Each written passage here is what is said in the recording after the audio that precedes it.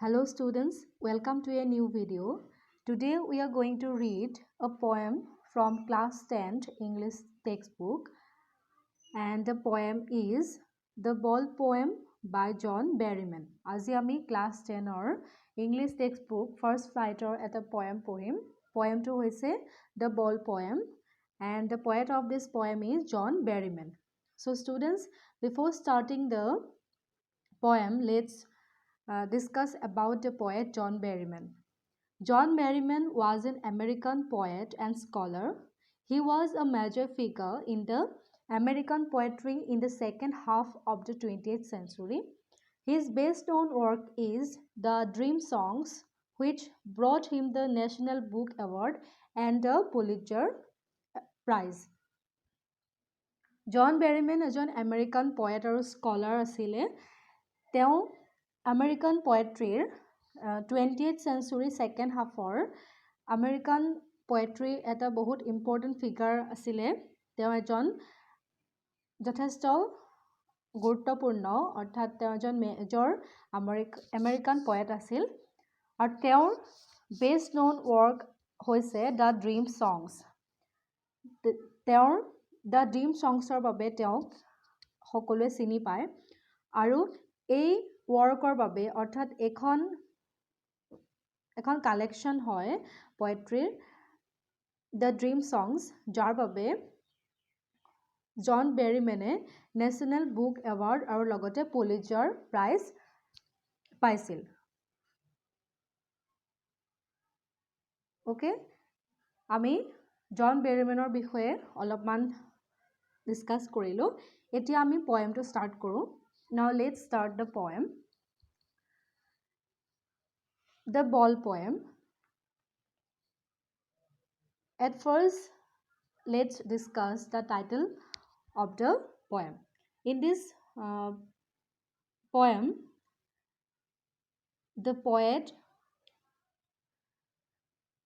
describes about losing something that you love and learning to grow up. And this poem is about a little boy who for the first time is learning what is like to experience grief at the loss of a much beloved possession, his ball. ইয়াত কবিয়ে আমি আমাৰ আটাইতকৈ ভাল লগা বা আমি বহুত ভাল পোৱা বস্তু এটা হেৰুৱাৰ পাছত আমি কেনেকুৱা ফিল কৰোঁ সেই বিষয়ে বৰ্ণনা কৰিছে আৰু লগতে আমি কেনেদৰে সেই লজেছবিলাক ফেচ কৰি ষ্টেণ্ড আপ কৰোঁ বা আমি কেনেদৰে সেই লজেছবিলাকৰ লগত ডিল কৰিবলৈ শিকোঁ সেই বিষয়ে কবিয়ে ইয়াত ডেছক্ৰাইব কৰিছে। আৰু এই দ্য বল পয়েমটো এটা সৰু ল'ৰাৰ বিষয়ে কোৱা হৈছে, য'ত ল'ৰাটোৱে তাৰ আটাইতকৈ মৰমৰ বলটো হেৰুৱাই লজ হোৱাৰ বা তাৰ ভাল লগা বস্তুটো হেৰুৱাৰ পাছত কি এক্সপিৰিয়েঞ্চ কৰিছে, কেনেদৰে সি ৰিয়েক্ট কৰিছে সেই বিষয়ে ডিছকাছ কৰা হৈছে।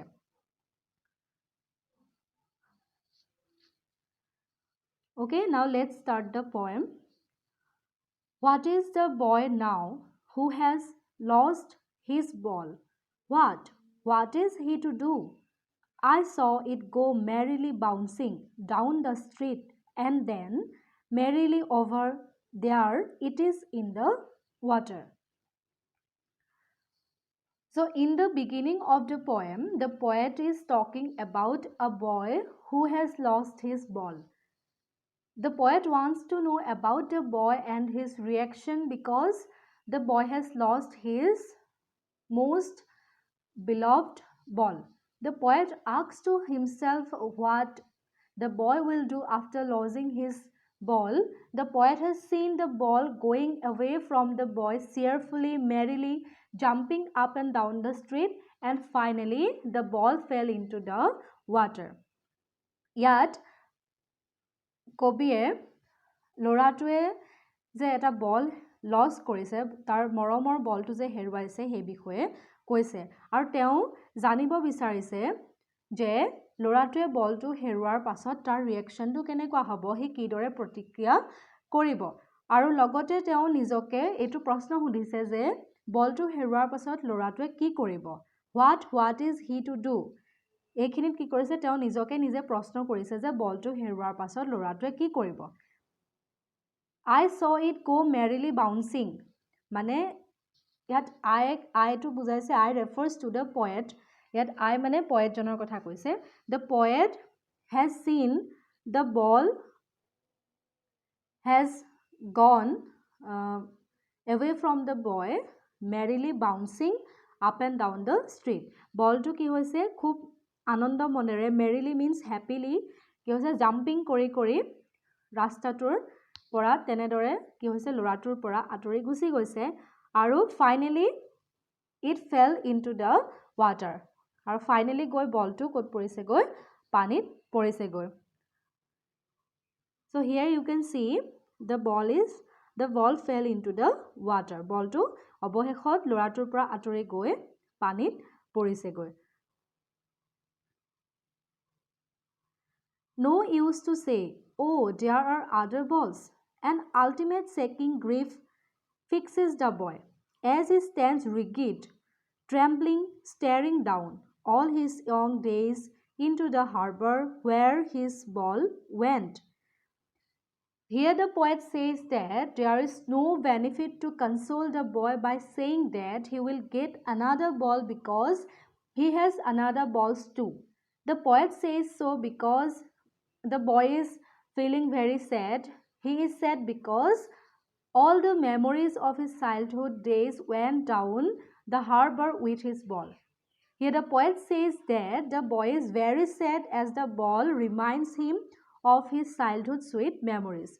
Tia yat poet first line to ki koise yat oh there are other balls mane no use to say yat mane koe loratuk koe etia kuno lav nai je তাৰ ওচৰত আৰু বল আছে এই বুলি কৈ লৰাটোক একো লাভ নাই কাৰণ লৰাটো বহুত বেছি দুখত আছে an ultimate sinking grief fixes the boy তাৰ মানে হি কি হৈ আছে he is completely surrounded by griefness হি চাৰিওফালৰ পৰা তাক দুখেৰে আবৰি ধৰিছে হি একেবাৰে কি হৈ গৈছে ষ্টিফ হৈ গৈছে আৰু একেঠিৰা হি কি কৰিছে বলটো গৈ হে হাৰবাৰত পৰা চাই আছে হি একেবাৰে কপি আছে ট্ৰেম্বলিং হি মানে ইমানেই দুখত আছে যে হি কপি গৈছে গৈ আৰু তাৰ হে সময়ত এনেকুৱা লাগিছে যেন তাৰ যিমানখিনি সুইট মেমৰিজ আছিল তাৰ চাইল্ডহুড ডেজৰ বা ইয়ং ডেজৰ হে গুটেইখিনি গৈ পেলাই বলটোৰ লগতে কি হৈছে হাৰবাৰত পৰিছে হাৰবাৰ মিন্স পৰ্ট য'ত আমাৰ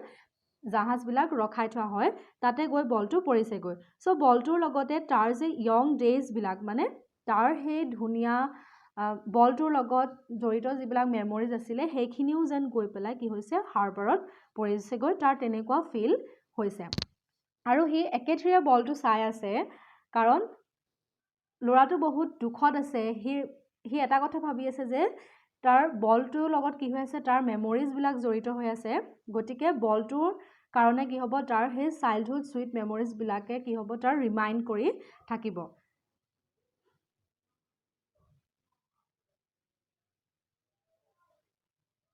I would not intrude on him a dime another ball is worthless now he senses first responsibility in a world of possession a dime means 10 cent okay dime মানে হৈছে 10 cent US ত কি হয় 10 cent ক a dime বুলি কোৱা হয় so here the poet says he does not want to intrude on the boy the cost of a ball is a dime and is worth nothing but the poet does not want to tell the boy to take some money from him to buy another ball the poet says that the boy is now learning the responsibility of taking care of his things the boy has to learn that in this materialistic world many of his belongings will be lost here the ball symbolizes our all belongings it may be worldly things or the relationships that we possess the poet says no one can buy back such things because money can't buy everything okay ইয়াত কি কৈছে ইয়াত poet কৈছে যে তেওঁ কি কৰিব নিবিচাৰে, তেওঁৰ ল'ৰাটোৰে যে ইমান ডিপ্ৰেশ্যনত আছে, ল'ৰাটো যে ইমান দুখত আছে, তেওঁ সেই ক্ষেত্ৰত কি কৰিব নোৱাৰে, ইনট্ৰিউট কৰিব নোৱাৰে, মানে হস্তক্ষেপ কৰিব নিবিচাৰে। এটা নতুন বলৰ কষ্ট এই ডাইম হয়, মানে এটা নতুন বল কিনিবলৈ গ'লে বহুত বেছি টকাৰ প্ৰয়োজন নহয়, কিন্তু হ'লেও কি হ'ব, এতিয়া সেই ল'ৰাটোক নতুন বল এটা কিনিবলৈ টকা দিয়াটো ব্যৰ্থ হ'ব, মানে টকা দিয়াটো কোনো লাভ নহ'ব। চ' পয়েটে ল'ৰাটোক এটা নতুন বল কিনিবলৈ টকা দিব বিচৰা নাছিলে, কাৰণ সেই সময়ত ল'ৰাটোৱে কি কৰিছিলে, সি ৰেছপনচিবিলিটি মানে কি সেইটো এক্সপিৰিয়েঞ্চ কৰি আছিলে, সি শিকি আছিলে যে তাৰ বস্তুবিলাক এই ৱৰ্ল্ড অফ পজিশ্যন, মানে এই মেটেৰিয়েলিষ্টিক ৱৰ্ল্ডখনক তাৰ বস্তুবিলাক কেনেধৰণে কেয়াৰফুলি হেণ্ডেল কৰিব লাগে বা বস্তুবিলাক কেনেধৰণে চোৱা চিতা কৰিব লাগে সেইটো ল'ৰাটোৱে শিকি আছে। আমি যে আমাৰ বস্তু মানে কি, ইয়াত বলটোৱে আমাৰ লগত থকা সকলো বস্তু, আমাৰ লগত থকা ৰিলেশ্যনবিলাক সকলোকে চিম্বলাইজ কৰিছে। তাৰমানে আমি আমাৰ লগত যি আছে সেয়া আমি সদায় ভাল ধৰণে আমি সেইবিলাক দায়িত্ব সহকাৰে চোৱা চিতা কৰি থাকিব লাগে, আমি কেয়াৰলেছ হ'ব নালাগে। এতিয়া ল'ৰাটো কি হৈছে, ল'ৰাটোৱে বলটো হেৰুৱাই সি প্ৰথমবাৰ বাবে এই যিখন মেটেৰিয়েলিষ্টিক ৱৰ্ল্ড আছে, বস্তুবাদী পৃথিৱী আছে, তাত সি প্ৰথমবাৰ বাবে ৰেছপনচিবিলিটি মানে কি সেইটো শিকিছে। গতিকে পয়েটে কি কৰিব নিবিচাৰে, এই ক্ষেত্ৰত ল'ৰাটোৰ কোনো ধৰণৰ হস্তক্ষেপ কৰিব নিবিচাৰে, কাৰণ তেওঁ জানে এটা নতুন বলে কি কৰিব নোৱাৰে, ল'ৰাটোৰ বাবে সেই আগৰ বলটোৰ দৰে স্থান ল'ব নোৱাৰে, নতুন বলটো ল'ৰাটোৰ বাবে কি হ'ব, ৱৰ্থলেছ হ'ব। People will take balls will be lost always, little boy, and no one buys a ball back, money is external.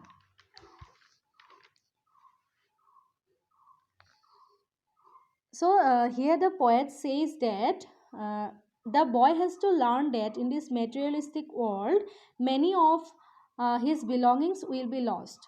ইয়াত কি হ'ব যে ল'ৰাটোৱে এইটো জনাটো দৰকাৰ হয় কবিৰ মতে যে এই পৃথিৱীখনত আমি ভাল পোৱা বহুতবিলাক বস্তু আমি কেতিয়াবা হেৰুৱাবলগীয়া হ'ব পাৰে। পিপল উইল টেক বলছ, মানে ইয়াত কি কৈছে যে মানুহে বলছবিলাক লৈ যায়, ইয়াত বলছে চিম্বলাইজ কৰিছে আমাৰ লগত থকা বস্তুবিলাকৰ কথা। আমাৰ পৰা বিভিন্ন বস্তু বিভিন্ন সময়ত মানুহে লৈ যায় বা আমি কেয়াৰলেছলি কেতিয়াবা সেই বস্তুবিলাকক হেৰুৱাবও পাৰোঁ, কিন্তু তথাপিতো কি নহয়, আমি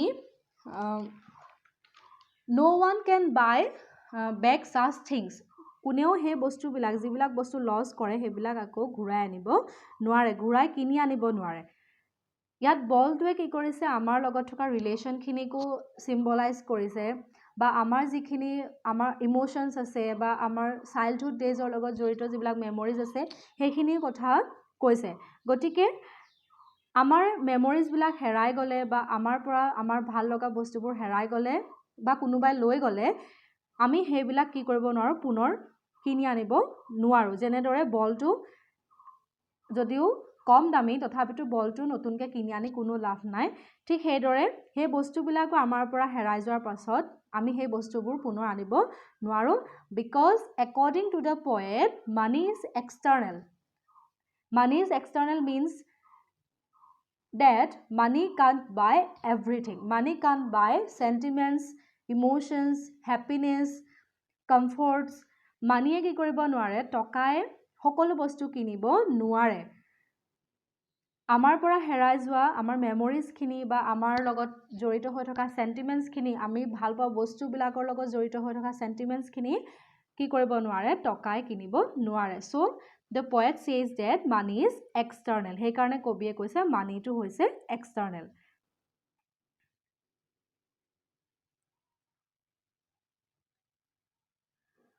He is learning well behind his desperate eyes the epistemology of loss, how to stand up, knowing what every man must one day know, and most know many days how to stand up.